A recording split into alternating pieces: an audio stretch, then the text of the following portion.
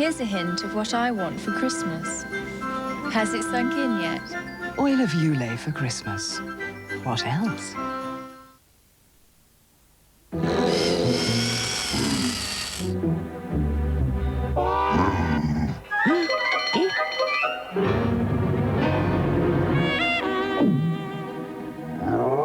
Need to get away from it all? Look for a travel company with an 0800 number. They're so keen to talk to you, they'll even pay for your call. I like my men like my Twilight mints. Well-dressed, smooth, rich, and very, very thick. Twilight from Sushard. Real mint, real chocolate. Real thick.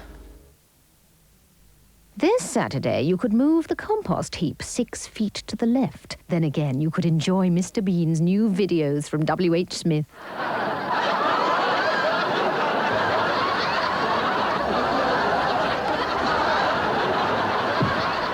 Let sleeping compost lie.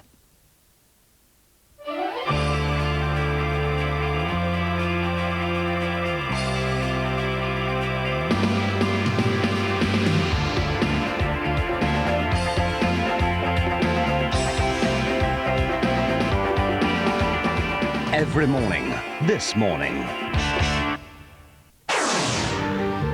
It's hard to shake off a reputation, as Shirley discovers in Emmerdale next.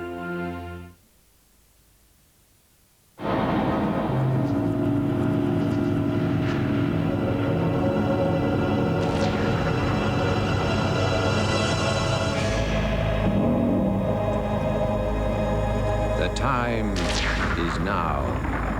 Psychokinetic.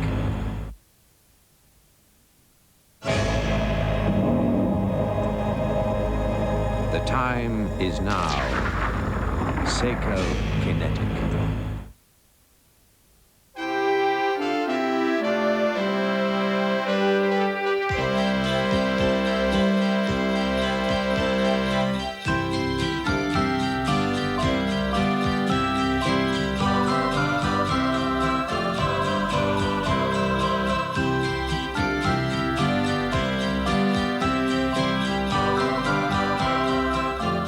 Christmas time, even nicer things happen at the Checker Centre Maidstone.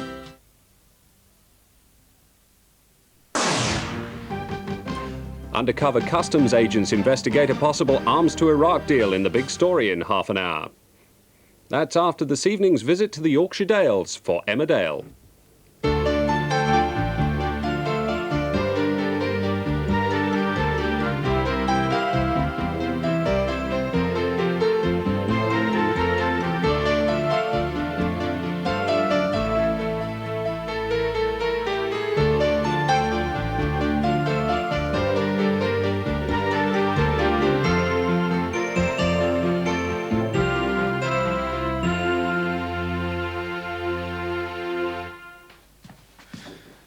Morning.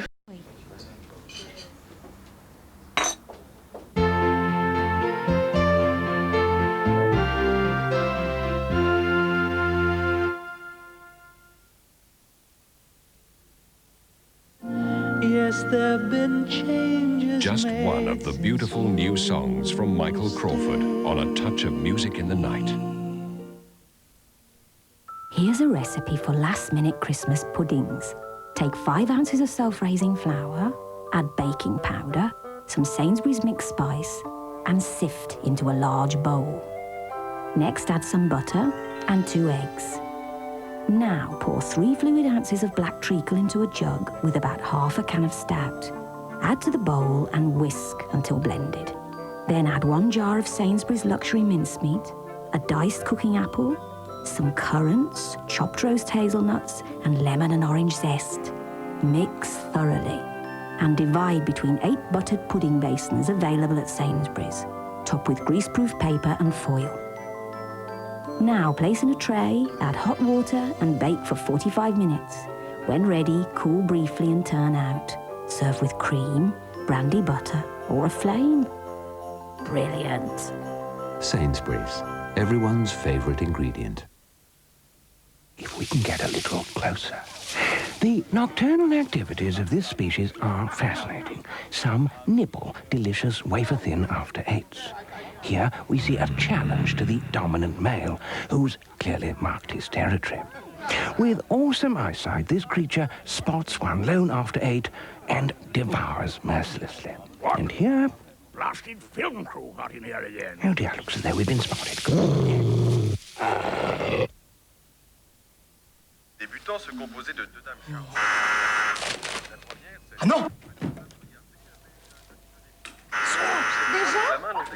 Vite, une serviette! La soupe! La soupe!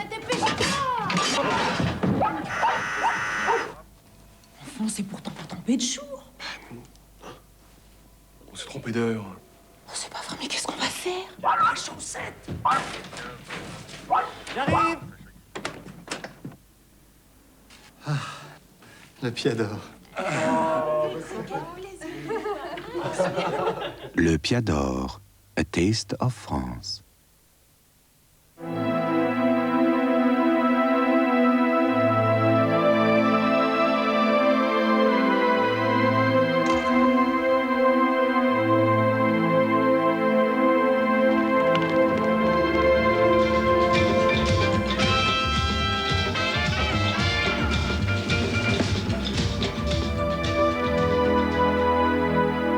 Gio, the fragrance by Giorgio Armani.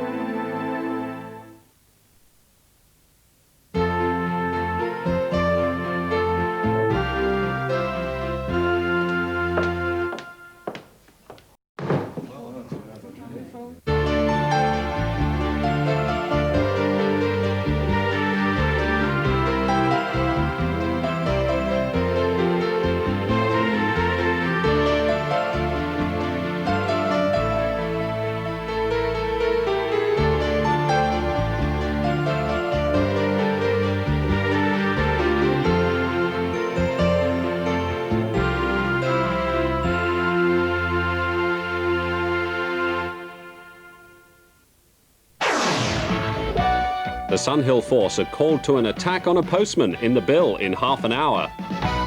Just how do women survive in Hollywood? Unfortunately, in this town, if you're a woman, you're just another piece of meat in this industry. The girls you see on the screen, you'd be surprised the way they started. I knew he was going to pounce because when I walked into the office, he locked the door. The sexy secrets of their success. Hollywood Women, tonight at 9 on Meridian.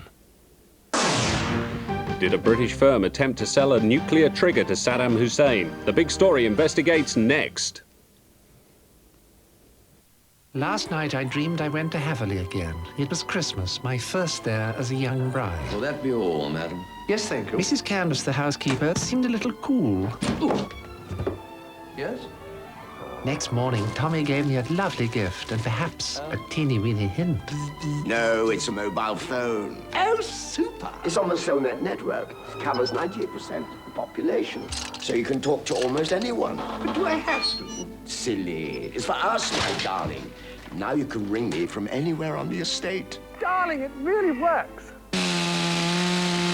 Later that day, we went for a walk in our beloved grounds. Darling, I'm so happy. Mrs. Canvas? Don't move.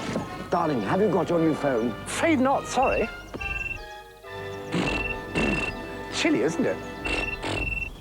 Cellnet, the big network for small phones.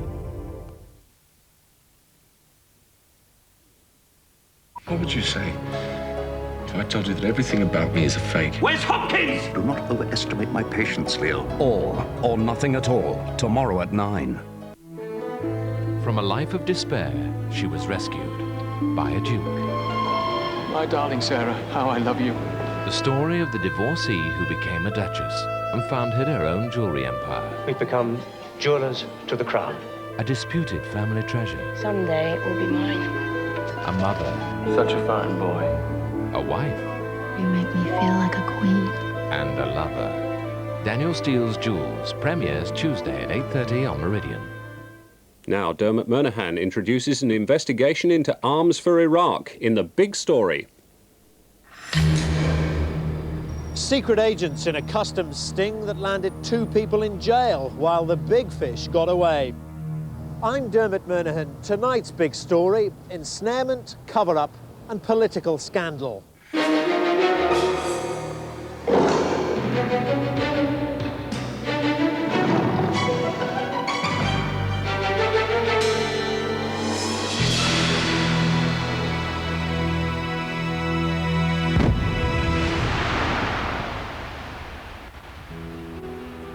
In September 11, 1989, Special Agent Daniel Supnick of the U.S. Customs Service. Special Agent Daniel Supnick is preparing a sting as part of a sophisticated undercover operation. He's going to entrap 2 executives of a British company which he thinks is exporting nuclear technology to Iraq. This installation of this tape recorder, which is being placed on my body, is in preparation for a meeting scheduled to take place at approximately 8:00 a.m. the same date at the Cavendish Hotel in London, England. What you're hearing are the original tape recordings made at the time. Again, today's date is September 11th, 1989, and this installation is... Daniel Supnick claimed he'd uncovered a plot to help Saddam Hussein get the nuclear bomb. But tonight we reveal that without the active encouragement of the undercover agent, the deal would never have happened. It was a joint UK-US operation. As they walked to the Cavendish Hotel, they're followed at a discreet distance by plainclothes British customs officers. But the operation, applauded yesterday by Lady Thatcher at the Scott inquiry, was in fact a setup. Good evening from outside the Scott inquiry.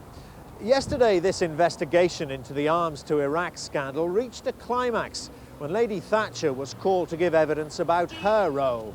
It's potentially the biggest political scandal in 14 years of Conservative rule. It involves cover-ups at the highest level of government and many millions of pounds worth of arms sales. Yet so far, only 2 people have been sent to jail. Tonight, we ask why the minnows were caught and the big fish got away.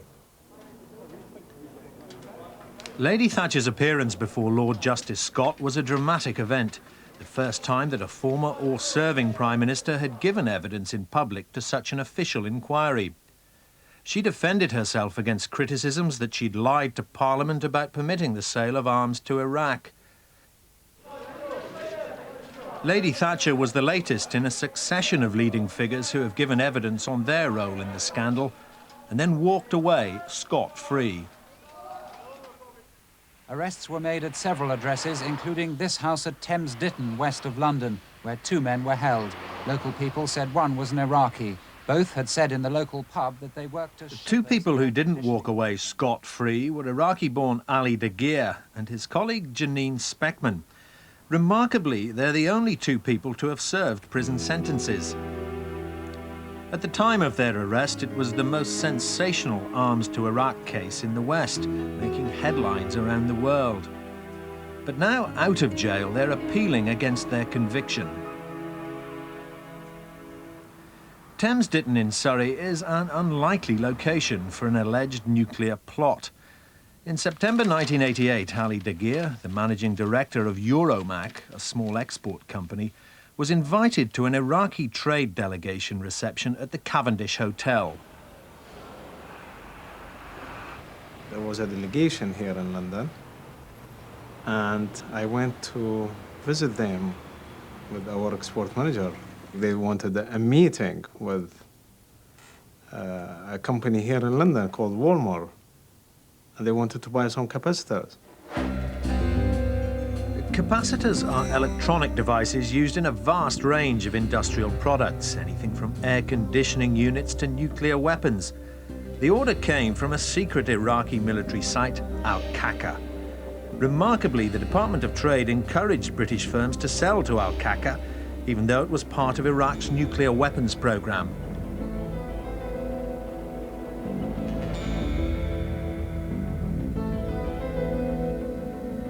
In 1988, Tony Newton, then Trade Minister, went to Baghdad to drum up business. But there was a contradiction in the British attitude. Exports which would significantly help Saddam's military dictatorship were banned. However, Iraq had lots of oil money. British arms dealers wanted their share of the action. It was almost a joke within the defence industry to refer to the flight between London and Baghdad as the Baghdad shuttle. And this plane was literally packed with defence industry salesmen, all flocking to Baghdad. Euromac wanted to get in on the act. In the role of middleman, it contacted CSI, a specialist US electronics company, and asked them whether they could supply the capacitors for the Iraqis. We sent them the specification, and we asked them if they could quote for these capacitors. So this is a normal procedure, which we did. But the president of CSI, Jerry Kowalski, was suspicious. Not only was it an Iraqi order, but he felt the specification suggested a possible nuclear use. So he tipped off US Customs, who instructed him to pretend his company was interested in the deal. Kowalski was told to push it hard.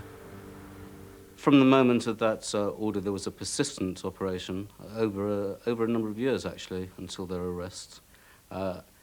Phone calls to Mr. Daguerre, sometimes arriving in the middle of the night, faxes, telexes. I'd say that they used all the persistence of timeshare salesmen. 2 times in the past, we have done some exports of similar... But despite all the badgering, Euromac in England turned out not to be at all keen on the deal. It was, they claimed, small and troublesome. To the horror of the customs men, Euromac tried to withdraw from it. We said to the manufacturer, hey, for God's sake, this is the telex number of the client. Go and if you want any clarification or information about these capacitors, go and contact them. For Ali Daguerre, the order was a big headache. He decided to pull out. In April 1989, the Americans received a fax from England. The project with Baghdad has been terminated. But CSI boss Jerry Kowalski was told